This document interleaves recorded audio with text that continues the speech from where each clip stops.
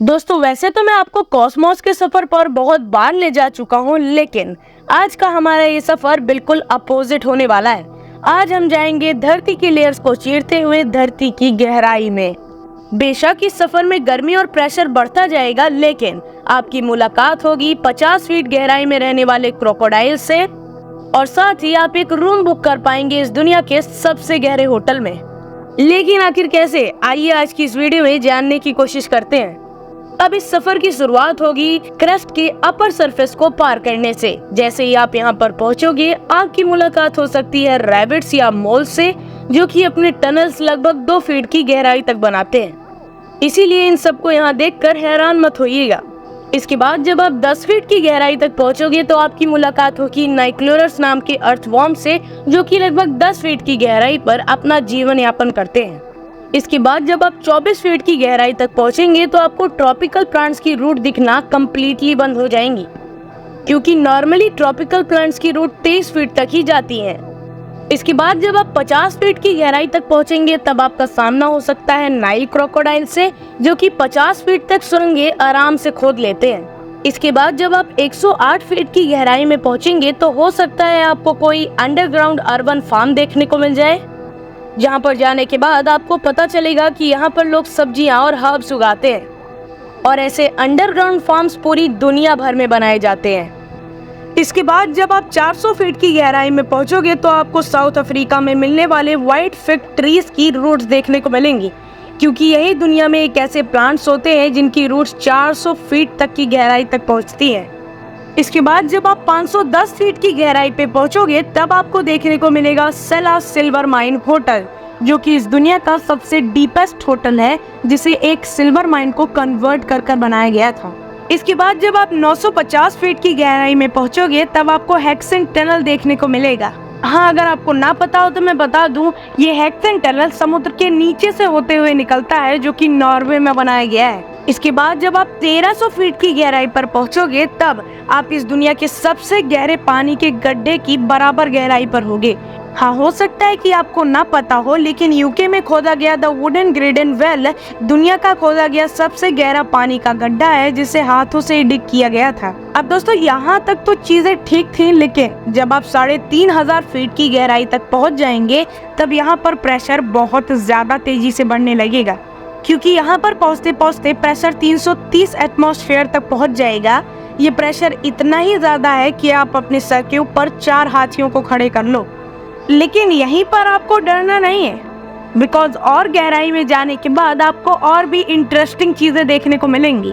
जैसे ही आप 3500 फीट की गहराई को पार करेंगे, आपको छोटे छोटे वॉर्म देखने को मिलेंगे, जो कि गोल्ड माइन के अंदर रहते हैं। लेकिन इंसान इससे भी नीचे तक जा चुका है, क्योंकि लगभग 6500 फीट की गहराई में इस दुनिया का सबसे डीपेस्ट कॉन्सर्ट हुआ था। ये कॉन्सर्ट हुआ था कनाडा की विल्स क्रेटन माइन के अंदर, जहां साफ बॉटम बॉयज ने बहुत बेहतरीन परफॉर्मेंस किया था। आशा करता हूं कि आपने गर्मी से बचने के लिए एसी के साथ साथ ठंड से बचने के लिए जैकेट्स भी लाई होंगी, क्योंकि इससे थोड़ा ही और नीचे पहुंचने के बाद आपको ठंड लगना शुरू हो जाएगी, बिकॉज इतनी गहराई में सॉइल की थिक फ्रोजन लेयर मौजूद होती है। इस लेयर को परमेफ्रॉस्ट कहा जाता है। इसके बाद लगभग 6500 फीट से और थोड़ा नीचे जाने के बाद आपकी मुलाकात होगी स्प्रिंग टेल नाम के इंसेक्ट से, जो कि बिना आंखों वाले जीव है।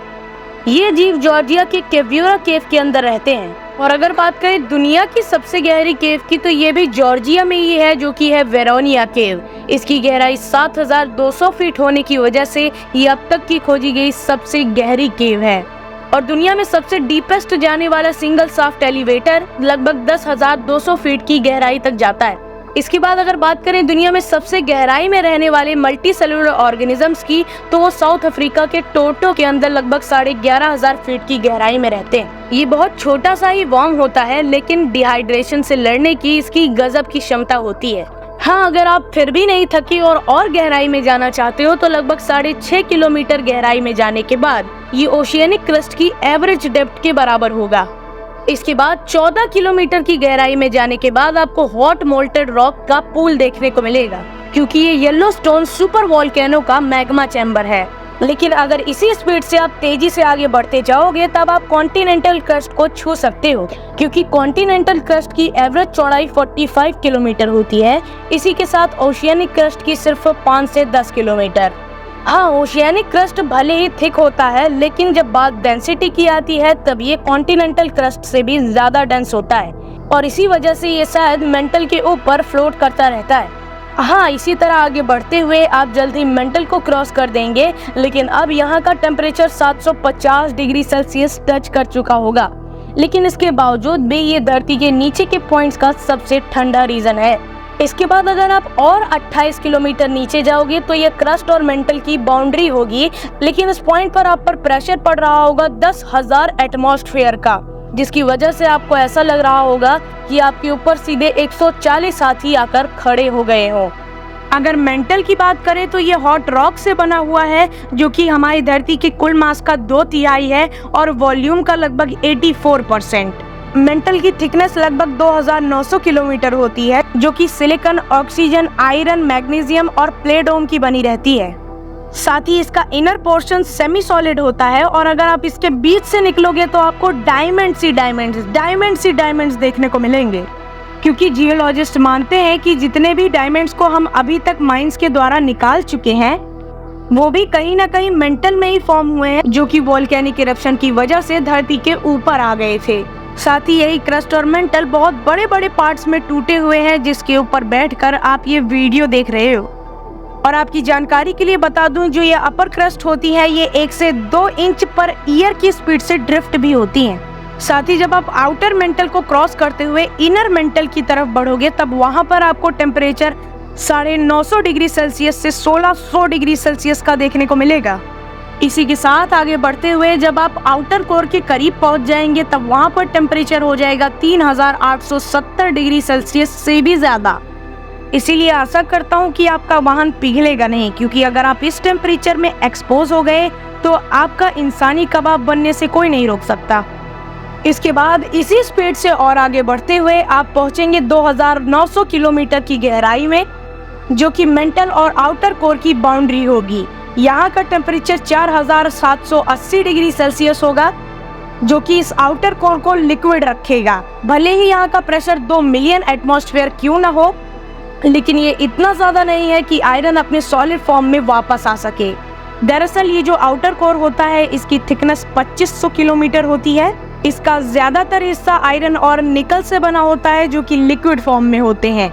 इन्हीं लिक्विड फॉर्म में इतना ज्यादा टेम्परेचर होने की वजह से इनमें टर्बुलेंट करंट फॉर्म होता है, जिसकी वजह से हमारी धरती का मैग्नेटिक फील्ड फॉर्म होता है, जो कि आउटर स्पेस में 1.3 मिलियन किलोमीटर तक फैलकर हमारी धरती को सोलर विंड से बचाता है। हाँ, अब आपको ये बात शायद ही पता हो, लेकिन अर्थ के आउटर कोर की मैग्नेटिक फील्ड अर्थ के सरफेस से 50 गुना ज्यादा होती है, जिसे पार कर लेने के बाद आप धरती के सेंटर यानी इनर कोर में पहुंच जाएंगे। ये इनर कोर लगभग एक सॉलिड मेंटल बॉल की तरह ही होती है। अब ज्यादा डेंस होने की वजह से ये धरती से भी ज्यादा तेज स्पिन करता है, और इसका टेम्परेचर लगभग सूरज की सरफेस जितना ही होता है, जिसको फॉर्म होने में लगभग 50 करोड़ साल लगे। अब वैज्ञानिकों का कहना है कि धरती का 99% गोल्ड और प्लेटिनम इनर कोर में ही मौजूद है। इसी के साथ 50 करोड़ साल पहले बनने की वजह से ये क्रस्ट की कई सारे हिस्सों से ज्यादा यंग है। अब बहुत सी थ्योरीज तो ये भी कहती हैं कि इस इनर कोर के अंदर भी एक और इनर कोर है, जो कि कम्प्लीटली आयरन से बना हुआ है।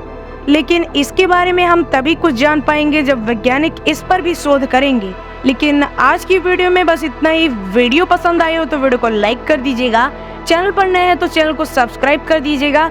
तो बस फिर मिलता हूँ मैं आपसे किसी और वीडियो में किसी और नए टॉपिक के साथ। तब तक के लिए जय हिंद।